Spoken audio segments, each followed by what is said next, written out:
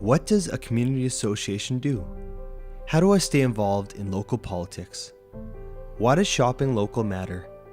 Engaged Citizen is a field guide for those curious about changing the way they engage with their local community.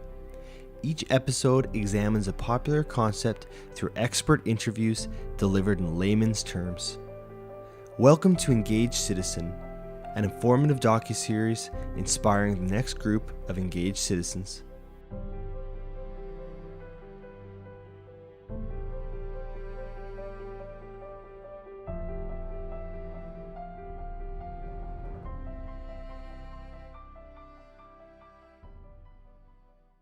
This episode is all about community associations. These are typically non-governmental, non-profit groups made up of participating members of a community, such as a neighborhood, village, condominium, cooperative, or group of homeowners from a certain geographic area. Community associations aim to enhance the quality of life of residents in a neighborhood. They may uphold the collective standards of a community, recruit and train volunteers, plan and administer seasoned sport, culture and recreation programs. They may host public meetings on neighborhood development, organize a community barbecue, spring cleanup, write a newsletter, host a garden tour or fundraiser. The goal is often to act as a voice for the neighborhood and build a sense of community.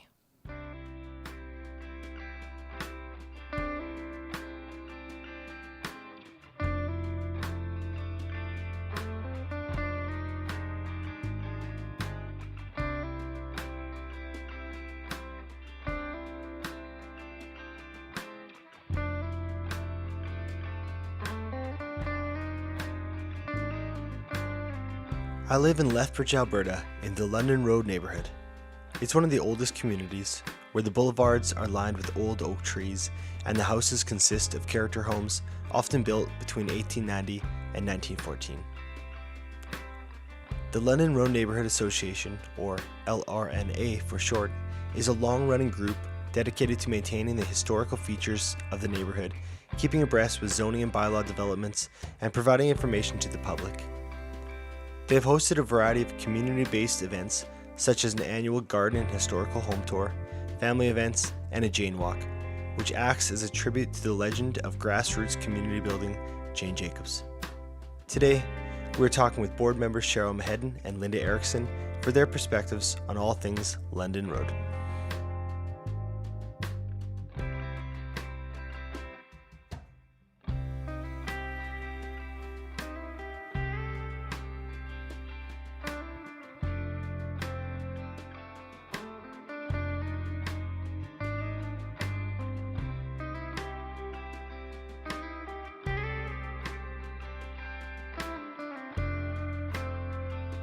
Linda Erickson.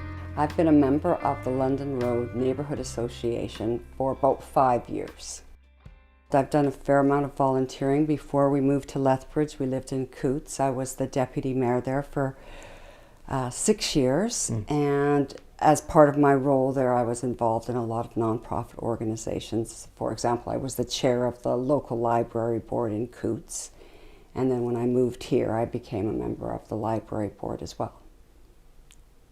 Can you tell us about how you initially joined and kind of in the first place and how you got involved? Well, when we moved to the neighborhood about 13 years ago, a friend of mine was on the board and she encouraged me to attend some of the meetings, go to the annual general meeting, and then I was asked if I would audit the books, and then the next year I became the treasurer. What's the role of a community association and how does this interact with the city in your eyes? I think the role of a community association is to provide a united voice to City Council. Give City Council a place to start the discussion and connect with the neighborhood in a fluent way. Instead of trying to reach out to a bunch of individual people, they can go to the board, and through our networks we can connect with the rest of the community. And then it works vice versa as well.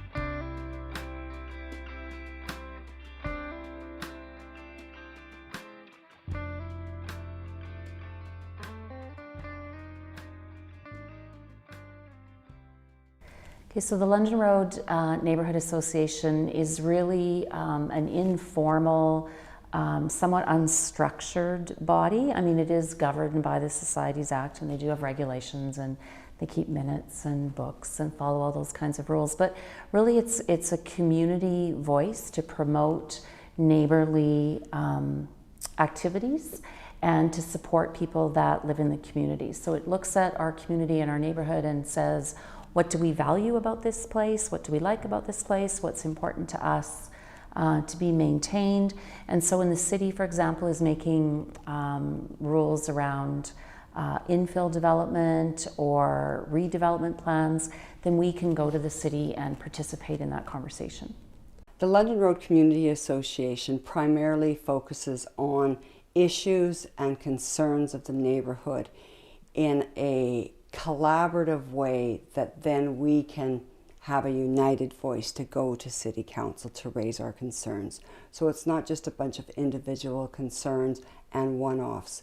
We can, in fact, well, we like to think we can influence the decision of Council on their budgetary and their traffic and their policing and all the issues that we have here.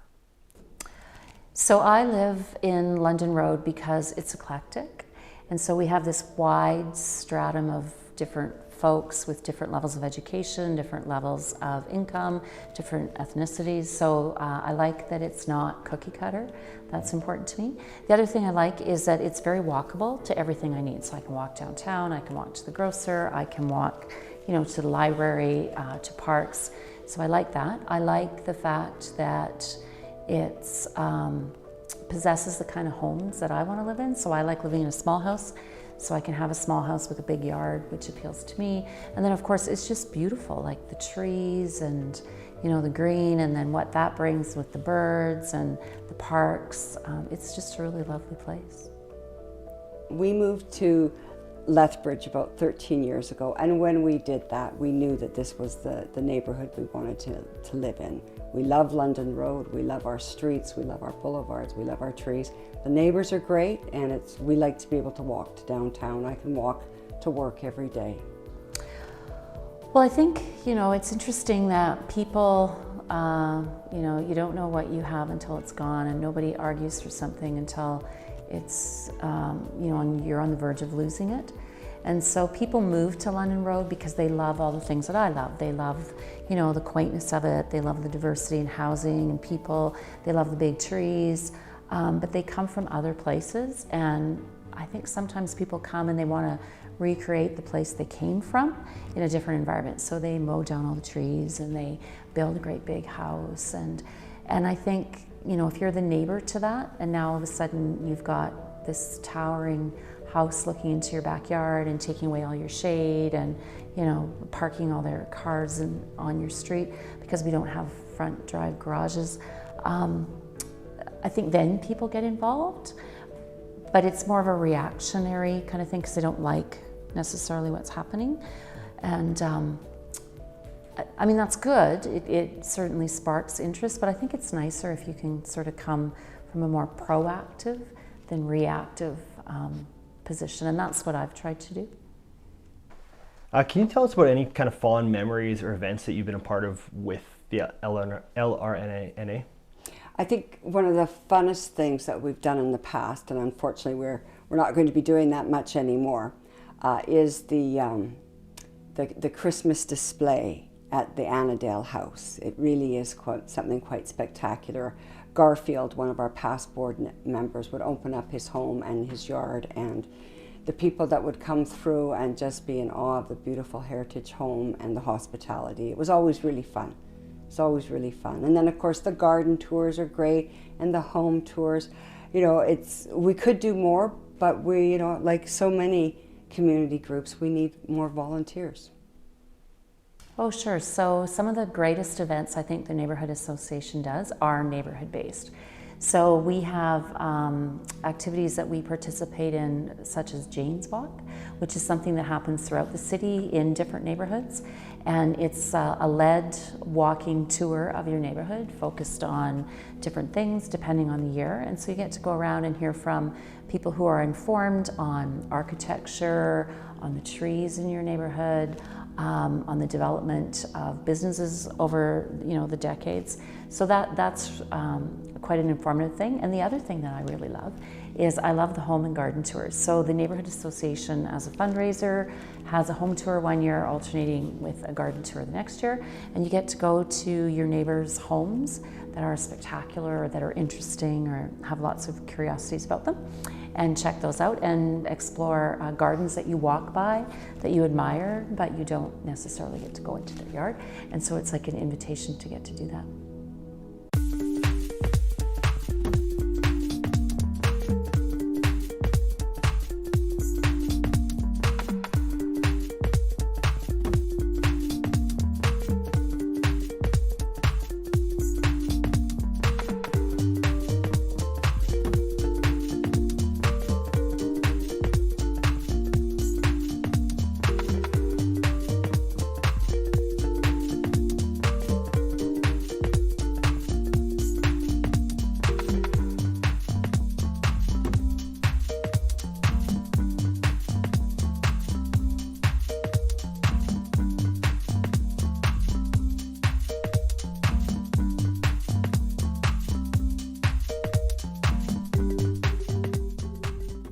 So my background is varied because I'm a little bit fickle, so I like to do a lot of different things.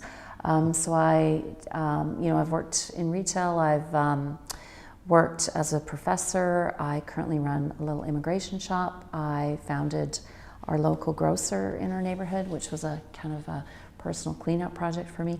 So I do a lot of things, so people can never say to me, oh, I'm too busy to get involved, because no one's ever too busy.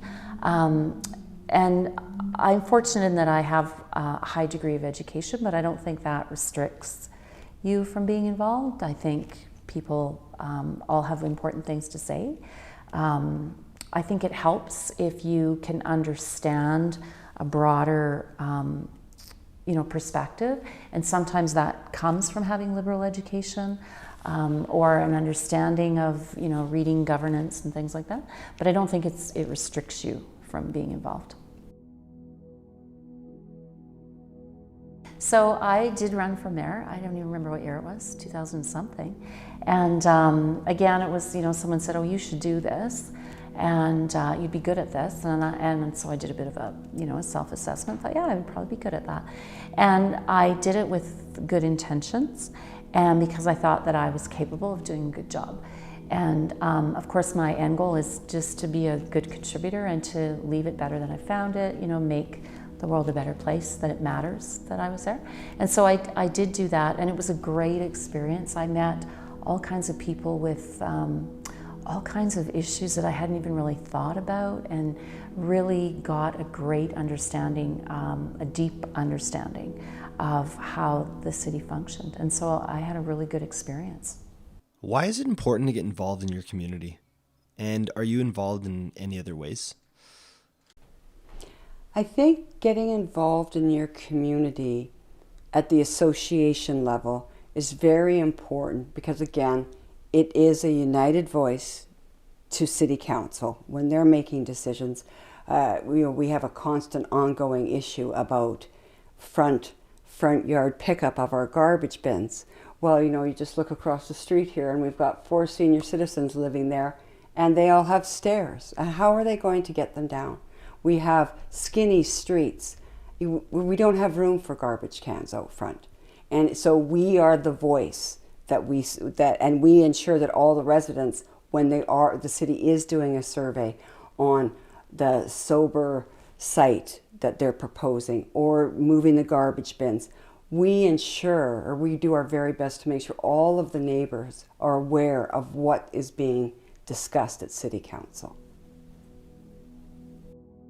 So I think it's very important to be involved because those are the voices that get heard. And if you do a lot of armchair complaining, it might make you feel better, but it doesn't affect any change. So I think it's important to be with like-minded people, to hear alternative opinions so that maybe what you're thinking isn't necessarily correct, or maybe there's a better answer out there. So I think that that's important. I would rather be somebody who's at the front of a decision than behind it. And even if I don't necessarily agree with the outcome, I can understand why that's the outcome, which is, a bit pacifying. So I do think that where you live is probably, one of the most important things, and so it just makes sense that you would be involved in your neighborhood association. So I'm pretty engaged in my community. I'm not quite sure how that happened. It just sort of evolved over time. But I sit on quite a few boards, and over the years what I've done is I've determined, where really is my interest and my passion, because there's so many things that need help and so many places you could volunteer. So I've sort of zoned in on what kind of matters to me and where can I affect good change, and so that's what I do. While searching through some archives at the Galt Museum in Lethbridge, I found the following newsletter from 1992. It seems just as relevant today as ever and sums up the general direction of the association. Hi neighbors, we hope everyone is enjoying the summer weather, rain and sun. A warm welcome is extended to all the new families in our neighborhood. We really want to encourage the revitalization of the neighborhood, but only in a manner that will benefit the residents of our community and keep it alive with caring people. Sometimes we will be unable to help resolve an issue that concerns you, but we will try our best to help you find alternative solutions. Our association is also here for the members in a social aspect. This fall, we are planning to have a barbecue in conjunction with Canada's 125th birthday. We are all looking forward to this, as it will allow us to get to know more people in the neighborhood. We tend to spend a fair bit of time interacting with City Council and the Planning Commission. Our executive voices bring the concerns of the residents to City Hall. We try to be fair when looking at the issues and examine the problems from all aspects. Most of our discussions with the city have been related to zoning changes and the encroachment of businesses into our neighborhood.